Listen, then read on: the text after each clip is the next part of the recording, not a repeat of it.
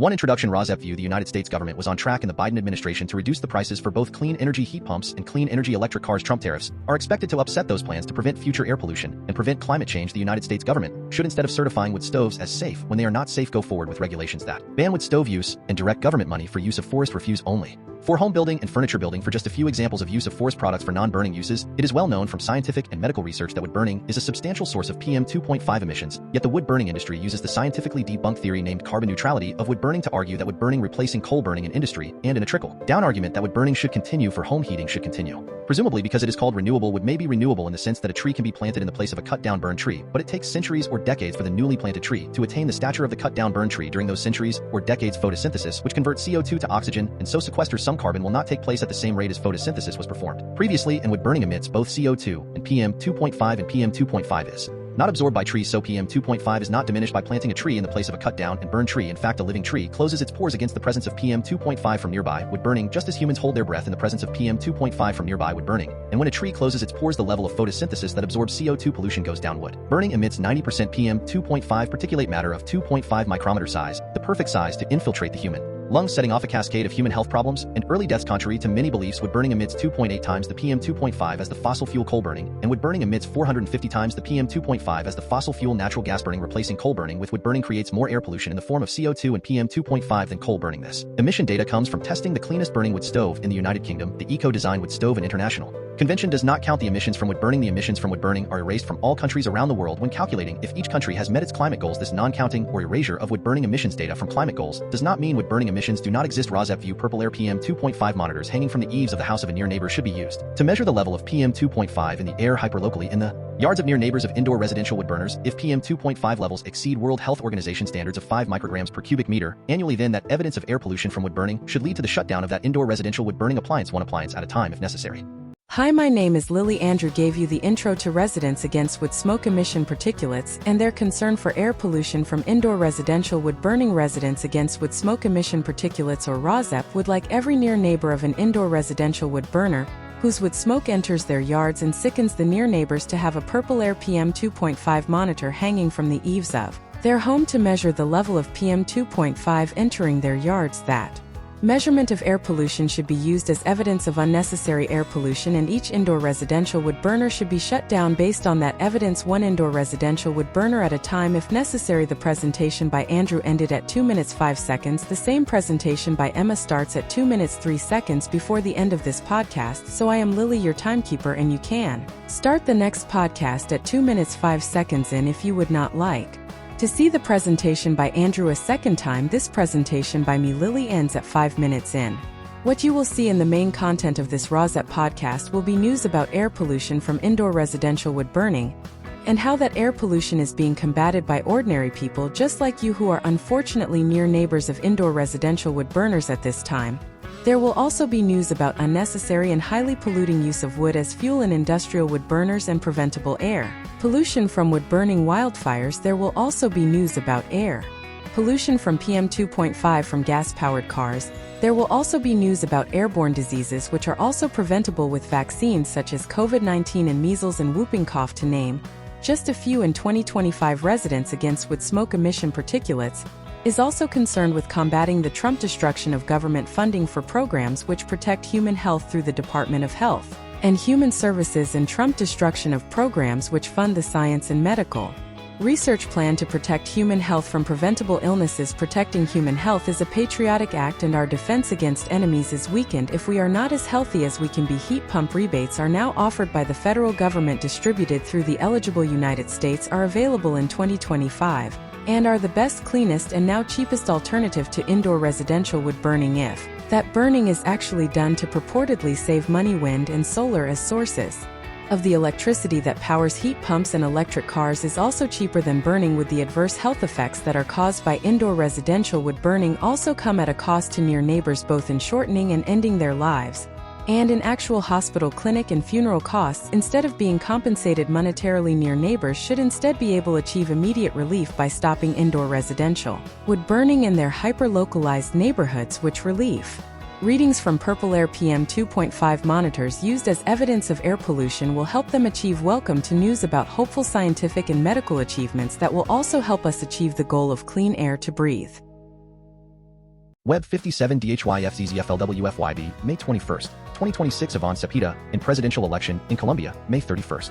In this webisode 1A, United States geothermal energy. 1B, United States Congress electric vehicle fees and plug-in hybrid fees to repair roads could depress sales. 1C, United States RFK Jr. COVID-19 vaccine. The FDA analysis of child deaths after COVID shot released by Republican Senator Ron Johnson. Instead of 10 deaths, 5 deaths are reviewed. 1D, United States RFK Jr. fires leaders of key Health Task Force. 1. The United States RFK Jr. taps temp Surgeon General. 1F, United States RFK Jr. The political purpose of Maha distrust in scientific agencies became politically useful to an administration seeking to weaken them. 2A, California tight curves and wide horizons. The return of Highway 1. 2B, California and New York Democrats in June primaries. There is a San Francisco area Democratic primary race for U.S. House of Representatives for the seat now held by Nancy Pelosi, and a race for the New York City seat. Also 3, Colorado. The state of Colorado charts its own course on vaccines amid federal pullback. 4, Michigan. Bernie Sanders backs climate activist in close Michigan congressional primary. 5, New York. E-bikes used as cargo bikes by Amazon. 6, Texas. The Tesla newest electric vehicle could jolt the trucking industry. 7, Colombia. Iván Cepeda runs for president, May 31st, 2026, to continue environmental policies of President Gustavo Petro. Main content. 1A, United States geothermal energy. Let us get caught up. Worst case scenario revised down largely because of the growth in renewable energy. A committee of climate experts from around the world has revised down its projection of a possible worst case scenario for global warming. It is a small bit of good news, but that did not stop Trump from weighing in on social media and arguing that Democrats have used climate activism to scare Americans and fund their bogus research programs. The bad news: even after the revisions, the planet is still dangerously heating up. Increasingly, the likelihood of disastrous effects. A few dozen people standing on stage clapping with NASDAQ and Fervo signs visible. Executives of Fervo and others celebrated the geothermal company IPO on the NASDAQ on May 13th. The case for geothermal power. Excerpts edited by Residents Against Wood Smoke Emission Particulates, a 501c3 nonprofit organization. The New York Times, May 21st, 2026. For more than a year, President Trump and his allies have attacked wind and solar power while promoting fossil fuels, yet there is one type of clean energy that has escaped their wrath: geothermal. Last week, Fervo, a geothermal company based in Houston, made its stock market debut, raising $1.89 billion in its initial public offering. It was the biggest clean tech IPO of all time, giving Fervo a valuation of more than $10 billion, using techniques borrowed from the oil and gas industry. Companies like Fervo drill into the earth, tapping into natural heat that, when mixed with water, creates steam and powers turbines that make emissions-free electricity. The appeal of geothermal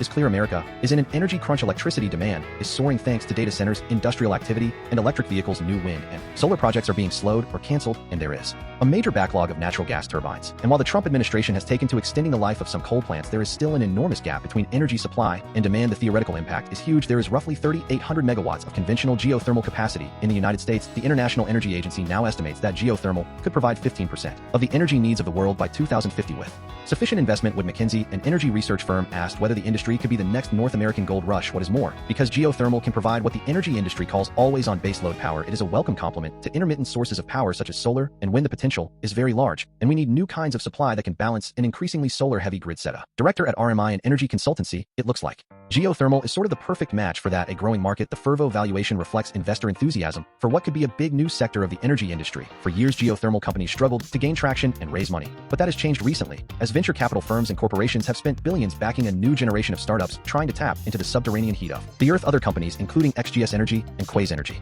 are also trying to break into the market. A Fervo geothermal drilling site in Milford, Utah. Plus, there is the political support, even as the Trump administration has moved to cancel offshore wind projects and slow solar development. The Department of Energy recently announced $171 million for geothermal field tests. The obvious difference here is the connection to the oil and gas industry. The representative from RMI said another factor is that geothermal can produce sustained power and adjust its output to meet demand, which addresses a main critique about technologies like wind and solar. The ability of geothermal to be both base load and load following is consistent with how Republicans have talked about the challenges of renewable energy. Long way to go. Geothermal will not satisfy the huge appetite of America for energy anytime soon. Analysts say that even with government support, it will be many years before geothermal power is providing a meaningful portion of the power of the country. In order for that to happen, Fervo and other geothermal companies will have to overcome several substantial hurdles. First is the matter of bringing operational plants online. The Fervo first commercial plant in Utah expects to start sending electricity to the grid this year. Even if other plants get built, they will have to face the same challenges other energy producers do when trying to plug into an antiquated grid that is badly in need of new investment. Then there is the price. Right now, geothermal is more expensive than other energy sources, including natural gas and solar. Big companies, including Google, have agreed to pay a premium for some power in a bid to support the nascent industry. In order for geothermal to scale, analysts say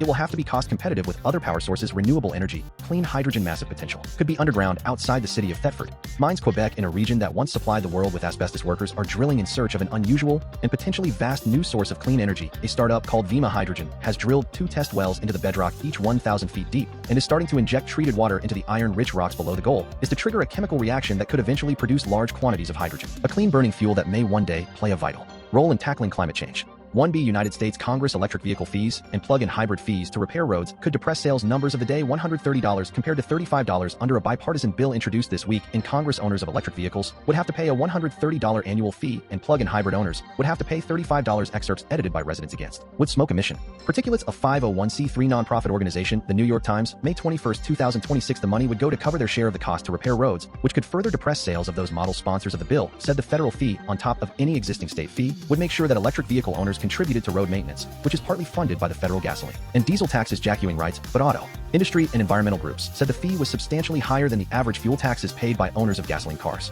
1C United States RFK Jr. COVID-19 vaccine, the FDA analysis of child deaths after COVID shot released by Republican Senator Ron Johnson. Instead of 10 deaths, 5 deaths. A reviewed review was not exactly as described by former FDA leadership. Excerpts edited by Residents Against Wood Smoke Emission Particulates, a 501c3 nonprofit organization. MedPage today, May 19, 2026. Senator Ron Johnson, Republican of Wisconsin, released the FDA analysis on pediatric deaths tied to COVID shots that was touted by former FDA leadership, but never made public. Last November, former Center for Biologics Evaluation and Research Director Vinay Prasad, MD, MPH, issued a memo to staff claiming that at least 10 children died due to a COVID shot, but the number in the analysis is lower and there is much less certainty about the links between the vaccines and the deaths. 5 deaths were possibly related to the shots, and 2 were probably related according to the analysis, which was dated December 5, 2025. There were no deaths that were certain to be related to the shots. The review also noted that more than 95 million doses of the Pfizer Comirnaty and more than 42 million doses of the Moderna Spikevax had been given to kids under age 12 by August 14, 2025. The cutoff date for the review. The author of the report is redacted, but it states that officials reviewed reports to the FDA Vaccine Adverse Event Reporting System (VRS), turning up 96 unique U.S. pediatric death reports. As of the August date, 79 after the Pfizer shot and 17 after the Moderna original shot. There were no reports related to the Novavax Nuvaxovid or the Moderna Mnex Spike. Medical officers reviewed and discussed each individual case, including any available medical records and autopsy reports. Causality assessment was based on group discussion and consensus using the WHO Uppsala Monitoring Center system for standardized case causality assessment. Cases were classified as certain, probable, or likely, possible, or unlikely, or conditional, or unassessable. Autopsy reports were available for all 7 possible or probable cases. The 5 possible and 2 probable cases involved cardiac events. Most were myocarditis 4 or myocarditis with stress cardiomyopathy 1. The other cases described cardiomyopathy without myocarditis 1 and cardiac arrhythmia 1. 5 cases were males, 2 were females, and they ranged in age from 7 to 16 years. All events occurred after the Pfizer vaccine, 6 after the original monovalent shot, and 1 after the bivalent shot, and the median time to symptom onset was 3 days. The report noted that possible cases could also be explained by an alternative etiology, and the probable cases are unlikely to be attributed to an alternative etiology, but one cannot be ruled out of the remaining cases. 62 were classified as unlikely and 27 as unassessable or unclassifiable. The analysis described the findings as new safety information, recommending potential safety labeling changes. 1D United States RFK Jr. fires leaders of key health task force. The health secretary has undermined the work of the U.S. Preventive Services Task Force over the past year. Excerpts edited by Residents Against Wood Smoke Emission Particulates, a 501c3 nonprofit organization. The New York Times, May 20, 2026. The Trump administration has fired 2 leaders of the U.S. Preventive Services Task Force, an influential panel of experts who determine what medical screenings and procedures insurance companies must cover for millions of Americans at no cost. The 2 leaders, Dr. John Wong and Dr. E.S.A. Davis, received letters notifying them of their firings on May 11th. In the letters, Health Secretary RFK Jr. wrote that he had directed a review of USPSTF appointments to ensure clarity, continuity, and confidence in the department exercise of its appointment and supervisory responsibilities, and to protect the integrity of the task force work. He goes on to say that the appointments of Dr. Wong and Dr. Davis are terminated effective immediately in order to avoid uncertainty that could jeopardize the validity of future task force actions. The task force assesses scientific evidence and makes recommendations on a wide range of medical services, including mammograms, colonoscopies, depression screenings, and more. Under the Affordable Care Act, most insurance plans must fully cover services that it assigns an A or B grade. That gives the panel significant influence over the care Americans can afford. The letters say the terminations are not related to the performance of the leaders and that they are free to reapply for positions on the task force. Public health experts have been worried for much of the past year that RFK Jr. would summarily remove members of the task force, as he did last year with a panel that reviews vaccines. Aaron Carroll, the president of Academy Health, a nonpartisan group that promotes evidence-based health policy and previously urged RFK Jr. not to interfere with USPSTF, said the credibility of the task force depended on transparent and rigorous procedures both for appointing members and for evaluating evidence. By firing its leaders before their terms had ended, the Trump administration is tampering with the critical infrastructure that makes it possible for Americans to trust government healthcare systems. Dr.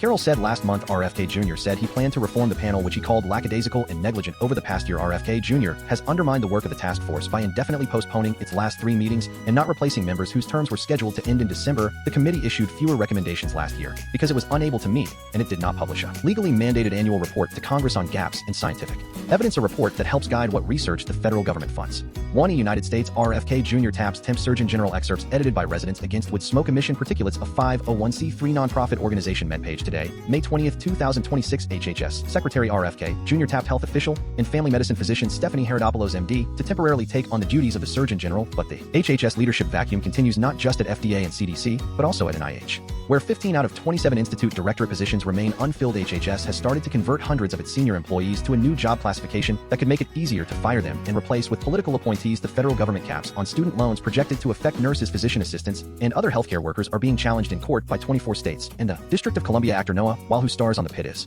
expected to join lawmakers and hundreds of healthcare workers on Capitol Hill on Thursday to push for 3 healthcare bills. 1F United States RFK Jr. The political purpose of why distrust in scientific agencies became politically useful to an administration seeking to weaken them. Excerpts edited by Residents Against Wood Smoke Emission Particulates, a 501c3 nonprofit organization. The New York Times, May 20, 2026. This week, it was reported that HHS will lay off another round of employees as the Trump administration continues its dramatic downsizing of the federal health workforce. The new notices come amid a historic downsizing of HHS that has eliminated roughly 20,000 positions and shrunk the department by about 25% since the start of the Trump second term. Roughly 10,000 employees were laid off in 2025, while another 10,000 accepted deferred resignation offers or early retirement packages. As entire offices and programs across agencies like the CDC, NIH, FDA, and SAMHSA were eliminated or consolidated at the same time, we found out that the Trump administration is also moving to reclassify hundreds of senior federal positions in ways that would weaken long-standing civil service protections and make many career employees significantly easier to fire. This would ultimately give the administration far greater control over parts of the federal workforce that have historically operated with more insulation from direct political pressure. Together, these actions reflect the broader vision outlined in Project 2025 and repeatedly discussed before the election to shrink the federal workforce, weaken the independence of federal agencies, and consolidate more power under the executive branch. The MAHA movement did not just help bring additional voters and energy into the Trump coalition, it also helped amplify anti-institutional distrust to audiences the traditional Republican political ecosystem could not have reached nearly as effectively on its own. Instead of talking primarily about deregulation, executive power, or shrinking the federal bureaucracy, the message became something far more simple and emotionally resonant. Your children are sick because corrupt public health institutions allowed it to happen. Your food is poisoned because federal agencies are captured. You cannot trust the CDC, FDA, NIH, or medical establishment because they are working for corporations rather than the public. Then, after the Trump administration took power, Russ Vought became director of the Office of Management and Budget and immediately began working to enact his ideological agenda and traumatize federal workers. This is ultimately why, despite all of the rhetoric about making America healthy again, this administration continues enacting policy after policy that actively undermines the things actually required to improve health in this country. Because despite what many everyday people within the movement genuinely believed or hoped for, the MAHA movement was never about improving health. It was always a political tool for the Republican Party to carry out their agenda centered on advancing corporate and ideological interests, consolidating more political control over the executive branch, shrinking the federal workforce, weakening independent federal agencies, and dismantling parts of the public health infrastructure of the country. 2A California tight curves and wide horizons. The return of Highway 1. Once again, travelers can drive the full length of the scenic road in California after it was severed by a series of landslides starting in 2023. A view from Highway 1. Excerpts edited by Residents Against Wood Smoke Emission Particulates, a 501c3 nonprofit organization. The New York Times, April 28, 2026. After 3 years, Highway 1 was open again as of February 14th. Drivers can once again travel the full length of the iconic road after a series of landslides that began in 2023 severed the road 110 miles north of here. By the time Highway 1 reaches the bucolic village of Carmel by the sea, the landscape softens, cliffs eased into rolling hills, and the ocean retreats behind grassy fields streaked yellow and purple with lupins and poppies in the fading light. After 3 years, I was grateful to have performed in rare solitude the ritual of one of the greatest road trips in America, but it is impossible to take anything for granted on this wild coast, and that is part of its allure.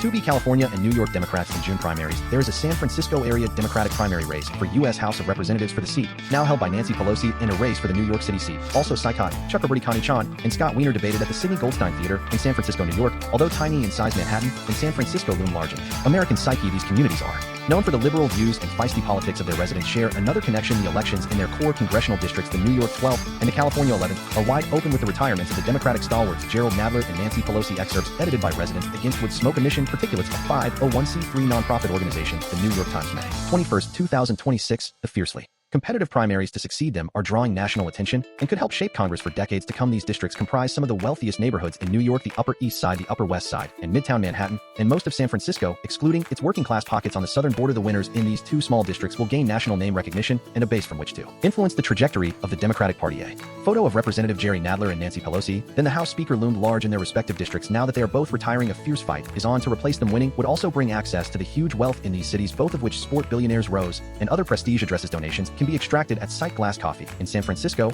or at the Lowe's Regency Hotel in New York, which claims to be the site of the first power breakfast. These are not normal congressional races. Nancy Pelosi, at age 86, has represented San Francisco since 1987 and was the first female Speaker of the House and arguably the most effective leader of the chamber. She pushed through Obamacare and climate change legislation and was a persistent antagonist to President Trump, once ripping up the pages of his State of the Union address. Mr. Nadler, at age 78, has represented Manhattan since 1992 as a leading liberal voice on Capitol Hill championing civil rights and the two impeachments of Trump. Who can replace these figures of the Democratic Party? Many are trying, including longtime fixtures of local politics, television personalities, tech multimillionaires, and even a Kennedy, specifically Jack Schlossberg, the grandson of President John F. Kennedy. Jack Schlossberg had not even been born when Mr. Nadler and Ms. Pelosi were first elected for candidates, have risen to the top of the crowded New York field, all Democrats and all straight white men. They are Mr. Schlossberg, a social media influencer; Micah Lasher, a state assemblyman who has the support of Mr. Nadler; Alex Bors, another assemblyman with ties to the tech industry; and George Conway, a lawyer who was once married to Kellyanne Conway, the Trump former campaign manager, but is now a loud antagonist of the president. For Democrats are also leading the pack to replace Ms. Pelosi, and none of them are straight white men. They are Scott Wiener, a state senator; Saikat Chakraborty, an independently wealthy progressive; Connie Chan, a member of the board of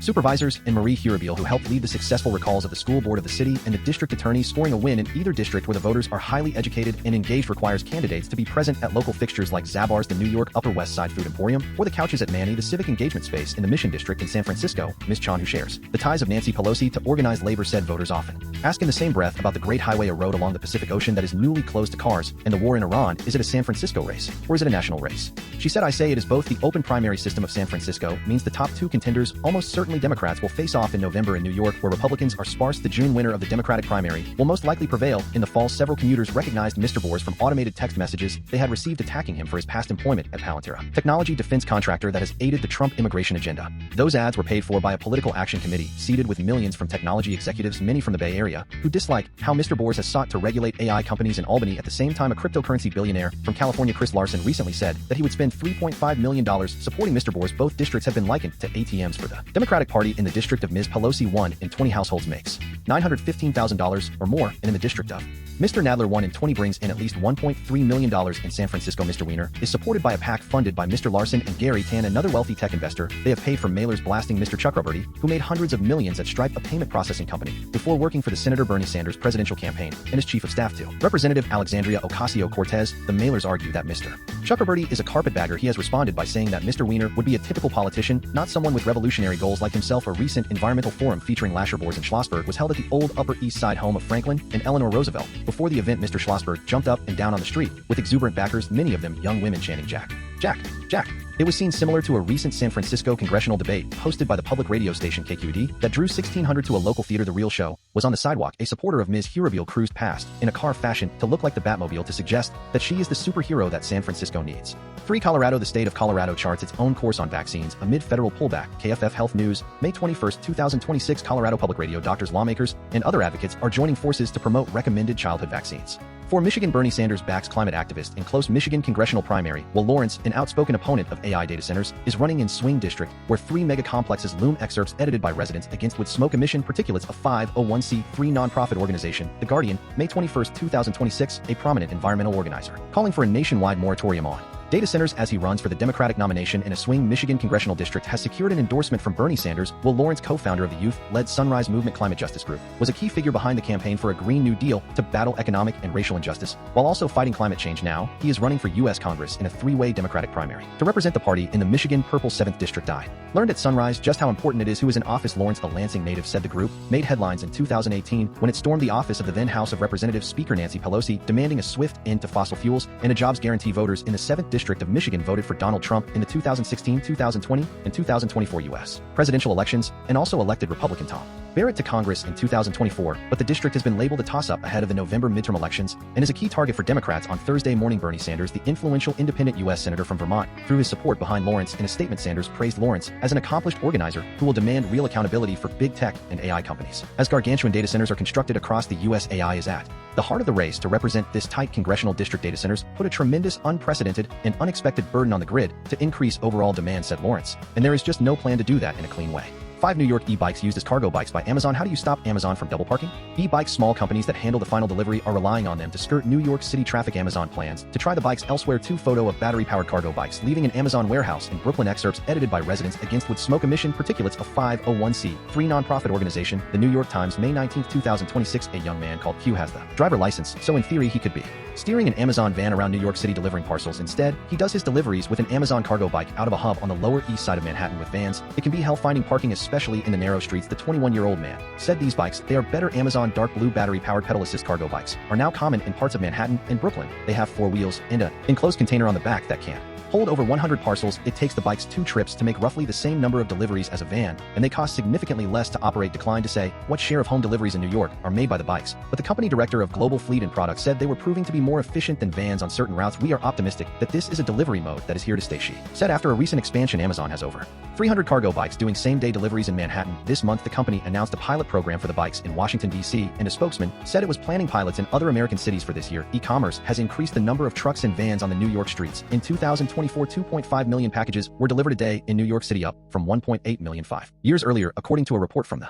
New York City Comptroller. The report also found that the number of traffic crashes and injuries increased in areas near the logistics hubs from which home deliveries are made. Safety is one of the reasons that the mayor's Zoran Mamdani administration supports the use of cargo bikes. Last year, New York City started charging a toll on vehicles that enter Manhattan below 60th Street. Asked whether the cargo bikes helped Amazon avoid the toll, a company spokesman said its use of the bikes predated it. Despite the greater use of the cargo bikes and electric vans, the carbon emissions from Amazon have been rising primarily from its logistics network, according to its most recent sustainability report, seeking to show that it is making some progress. Amazon often cites another metric, emissions per package delivered. The use of electric delivery vehicles, cargo bikes included, has helped bring that number down. In 2021, UPS said it was looking into using cargo bikes in New York. A UPS spokesman declined to comment on the status of that effort. DutchX, a delivery company operating in New York, sorts packages for other companies at a facility in Red Hook, then puts them on a boat that makes a voyage of under 20 minutes to Pier 79 in Manhattan. At the pier, the packages are loaded onto cargo bikes for delivery in the borough. Currently, DutchX mostly uses bikes that pull a low-line trailer, a vehicle that Amazon also uses for grocery deliveries. But Marcus Hoda, co-founder of DutchX, said the company was going to start adding more of the cargo bikes that have containers on the back. A recent order from Honda cost about $25,000. He said there are areas of New York where the bikes make far more sense than bigger vehicles. A van in the financial district is the biggest disaster, he said, contending that the vehicles block the narrower streets there and get held up in traffic. With a bike, you create much more efficiency. 6 Texas, the Tesla newest electric vehicle, could jolt the trucking industry. Screens on either side of the Tesla Semi steering wheel provide a view of the traffic around the vehicle. The writer of this article rode in a Tesla Semi transporting goods from the port of Long Beach to Ontario, California. Excerpts edited by residents against wood smoke emission particulates, a 501c3 nonprofit organization. The New York Times, May 19, 2026. Tesla has not had a blockbuster new product since the Model Y sport utility vehicle went on sale in 2020, but early reviews of the Tesla Semi, an electric heavy truck, suggest that it could be a much-needed hit for the company, and it could shake up the staid business of truck manufacturing in the same way that the Tesla cars upended the auto industry. After years of delays, Tesla has begun taking orders for the Semi, which is expected to cost around $290,000 for the version that can travel up to 500 miles on a charge, much less expensive than heavy-duty electric trucks sold by Daimler, Volvo, and other companies, which usually sell for at least $400,000 according to estimates by the International Council on Clean Transportation. Tesla has said the Semi will also have a more affordable model that can travel 350 miles between charges. Both options would travel farther than trucks from other suppliers. Cost and range are two of the main reasons that many logistics and delivery firms have been reluctant to buy electric trucks, which cost at least twice as much as diesel models and account for only a sliver of heavy truck sales. The problem with the technology that is out there right now is their range is limited. They are quite heavy and they are very expensive, said the owner of a trucking company in Long Beach, California, which has ordered 20 Tesla Semis. This is something new coming to the market that kind of answers all those problems. Demand for the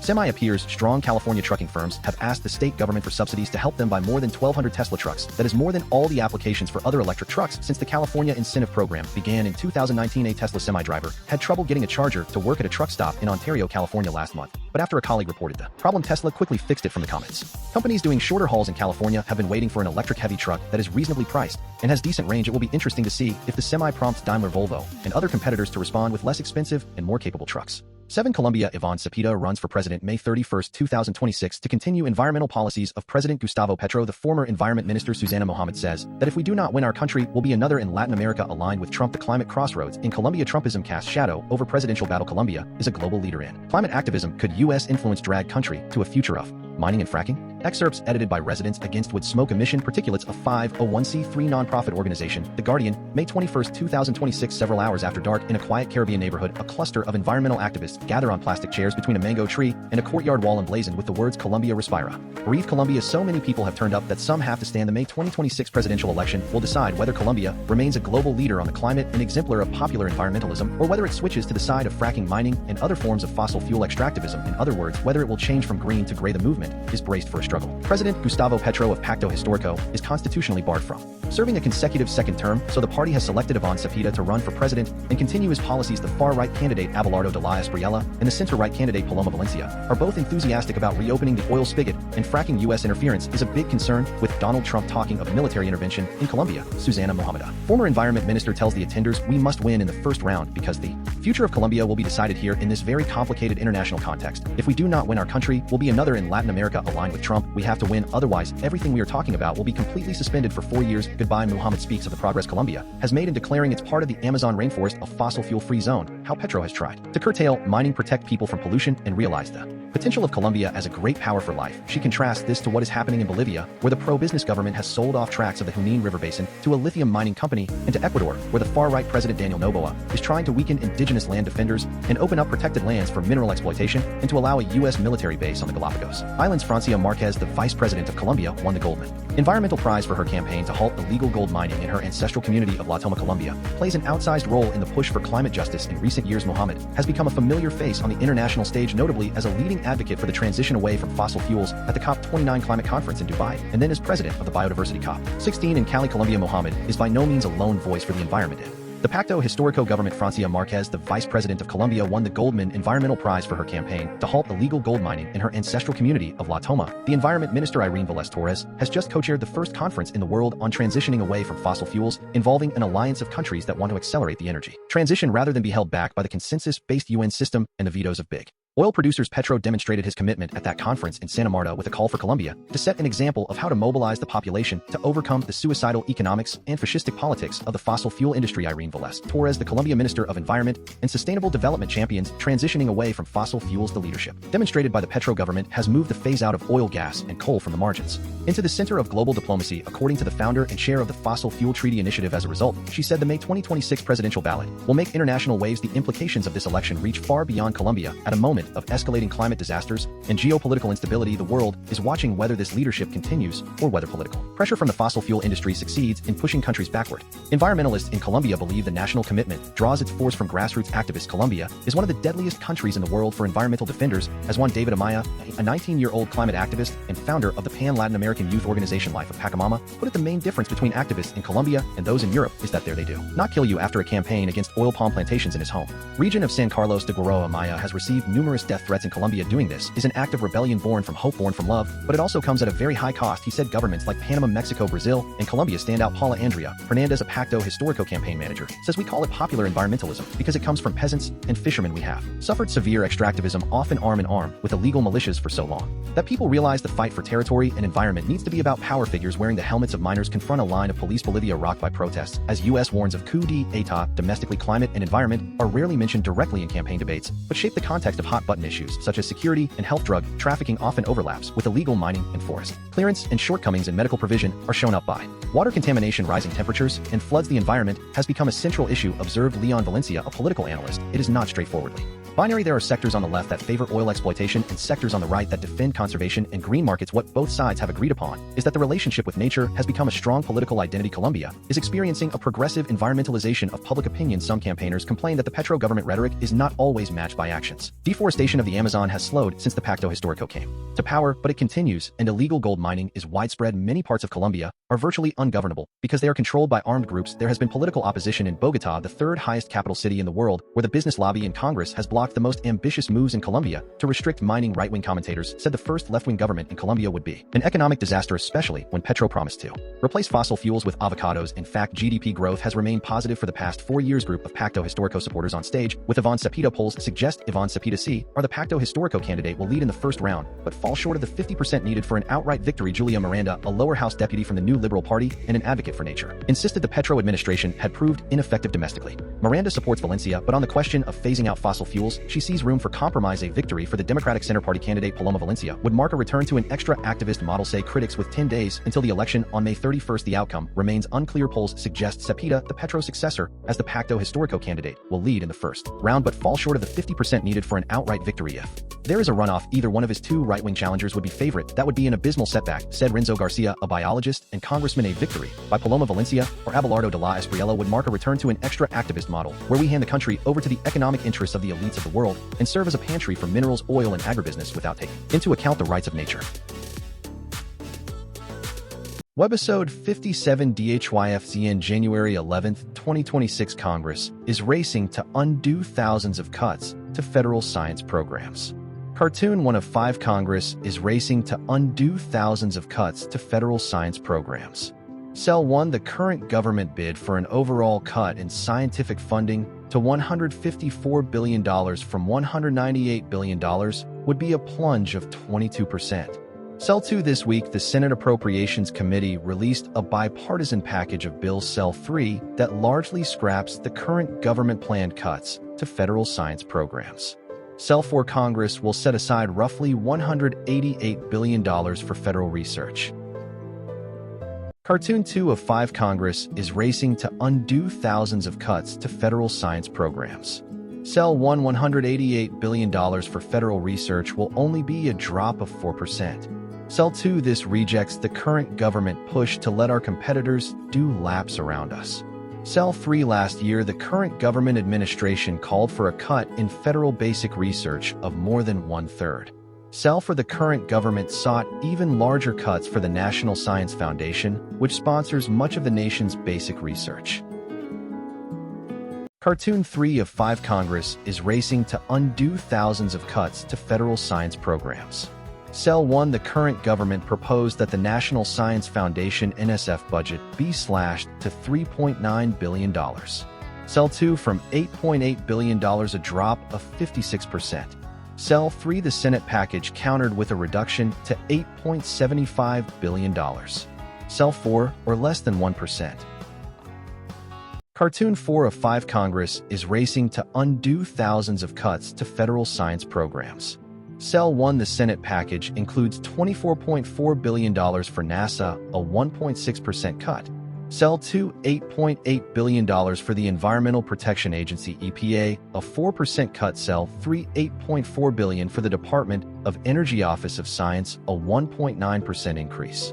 Cell 4 $6.2 billion for the National Oceanic and Atmospheric Administration, roughly flat.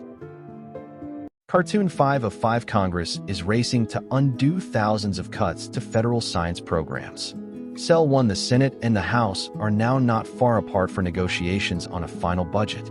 Cell 2 The House's moves on 2026 science budgeting add up to $185 billion, which is close to the Senate figure of $188 billion. Cell 3 But this cannot undo the damage that the current government administration frenzy of budget cutting and administrative chaos. Cell 4 brought to the nation's scientific establishment.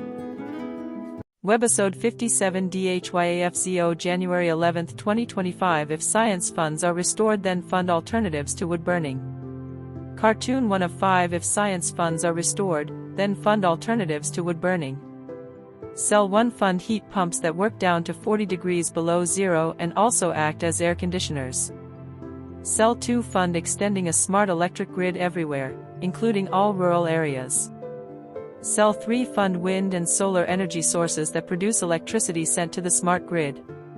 Cell 4 Fund batteries that store the electricity produced by wind and solar long-term for use in emergencies. Cartoon 2 of 5 If science funds are restored, then cut dirty energy that is now funded. Cell 1 Cut funds for biofuels such as wood stoves and wood burning for home heating. Cell 2 Cut funds for biofuels such as corn-based ethanol for automobile fuel. Cell 3 Cut funds for wood and other biofuels used to replace coal burning in industrial plants. Cell 4 Cut funds for fossil fuels as well as cut funds for biofuels. Cartoon 3 of 5 If science funds are restored, enact regulations that fund removal of indoor residential wood-burning appliances. Cell 1 Fund resident-owned Purple Air PM 2.5 monitors. Cell 2 Given free to any near neighbor of an indoor residential wood burner. Cell 3 Whose wood-burning PM 2.5 emissions enter the yard of the near neighbor and sicken them. Cell 4 Use the data downloadable from the Purple Air map as evidence to shut down each indoor residential wood-burning appliance, one appliance at a time if necessary. Cartoon 4 of 5 If science funds are restored, enact regulations that make electric vehicles and public transport affordable. Cell 1 reinstate rebates for electric vehicles. Cell 2 fund high-speed electric transport that will be low cost to all. Cell 3 enact fuel regulations to discourage production of gas-powered vehicles. Cell 4 fund research that makes production of electric vehicles efficient and cost-effective. Cartoon 5 of 5 If science funds are restored, enact regulations that make home heating and transport by electric vehicle affordable. Cell 1 do not allow subsidies for luxury electric vehicles. Cell 2 do not allow subsidies for home heating for individuals making over a certain salary. Cell 3 tax the rich to provide clean energy subsidies for the middle income and poor. Cell 4 keep in mind that the Energy Department and the EPA should work to stop air pollution that harms human health as well as slow climate change. Webisode 57DHYFZD January 4th, 2026 Would smoke affect the family adversely? Cartoon 1 of 2 Cell 1 When you know you are not protecting your family well enough. When you replace air filters and air purifiers every month instead of every 6 months. Just do not burn wood indoors residentially to begin with. Cell 2 When you are scared whenever someone opens a window. Just do not burn wood indoors residentially to begin with. Cartoon 2 of 2 Cell 1 It gives me no great joy to say this. Smog towers do not work. Cell 2 Carbon capture does not work. Just do not burn wood industrially in place of coal to begin with. Red Green Fox here. The quick Red Green Fox jumped over the barriers to clean air. Red Green Fox here. Ready to sing to you the names of the 2025 major wood-burning biomass industry subsidy opponents. 1 Biofuel Watch. 2 Bulkley Valley Stewardship Coalition of British Columbia, Canada. 3 Comite Schoen Luft, which means Beautiful Air Committee in German. 4 Dogwood Alliance. 5 Equity Group Foundation, nicknamed EGF. 6 Environmental Paper Network, nicknamed EPN. 7 Natural Resources Defense Council, nicknamed NRDC. 8 Prakaunia Narzexwissenskap Istet, which means Workshop for All Beings in Polish. 9 Rachel Carson Council. 10 Solutions for Our Climate, nicknamed SFOC. Cat's corner strategy with Tiger and Leone. Saying the quiet part out loud. Roar. Hi, I am Tiger. Our human asked us to get up from our naps and start Cat's corner strategy with Tiger and Leone. She gave us a list of internet allies which we will post for her here. Hi, I am Leone. It is better for your mental fitness to go to these websites than to go to bro sites for advice. Substack letters from an American Heather Cox Richardson. Substack your local epidemiologist. The Midas Touch. The Guardian. The New York Times. One introduction. View. The United States government was on track in the Biden administration to reduce the prices for both clean energy heat pumps and clean energy electric cars. Trump tariffs are expected to upset those plans to prevent future air pollution and prevent climate change. The United States government should, instead of certifying wood stoves as safe when they are not safe, go forward with regulations that ban wood stove use and direct government money for use of forest refuse only. For home building and furniture building, for just a few examples of use of forest products for non-burning uses. It is well known from scientific and medical research that wood burning is a substantial source of PM 2.5 emissions, yet the wood burning industry uses the scientifically debunked theory named carbon neutrality of wood burning to argue that wood burning replacing coal burning in industry, and in a trickle-down argument that wood burning should continue for home heating should continue. Presumably because it is called renewable, wood may be renewable in the sense that a tree can be planted in the place of a cut-down burned tree. But it takes centuries or decades for the newly planted tree to attain the stature of the cut-down burned tree. During those centuries or decades, photosynthesis, which converts CO2 to oxygen, and so sequesters some carbon, will not take place at the same rate as photosynthesis was performed previously, and wood burning emits both CO2 and PM 2.5, and PM 2.5 is not absorbed by trees, so PM 2.5 is not diminished by planting a tree in the place of a cut down and burn tree. In fact, a living tree closes its pores against the presence of PM 2.5 from nearby wood burning, just as humans hold their breath in the presence of PM 2.5 from nearby wood burning. And when a tree closes its pores, the level of photosynthesis that absorbs CO2 pollution goes down. Wood burning emits 90% PM 2.5 particulate matter of 2.5 micrometer size, the perfect size to infiltrate the human lung, setting off a cascade of human health problems and early deaths. Contrary to many beliefs, wood burning emits 2.8 times the PM 2.5 as the fossil fuel coal burning, and wood burning emits 450 times the PM 2.5 as the fossil fuel natural gas burning. Replacing coal burning with wood burning creates more air pollution in the form of CO2 and PM 2.5 than coal burning. This emission data comes from testing the cleanest burning wood stove in the United Kingdom, the Eco Design Wood Stove International. Convention does not count the emissions from wood burning. The emissions from wood burning are erased from all countries around the world when calculating if each country has met its climate goals. This non-counting or erasure of wood burning emissions data from climate goals does not mean wood burning emissions do not exist. Rosepview purple air PM 2.5 monitors hanging from the eaves of the house of a near neighbor should be used to measure the level of PM 2.5 in the air hyperlocally in the yards of near neighbors of indoor residential wood burners. If PM 2.5 levels exceed World Health Organization standards of 5 micrograms per cubic meter annually, then that evidence of air pollution from wood burning should lead to the shutdown of that indoor residential wood burning appliance, one appliance at a time if necessary.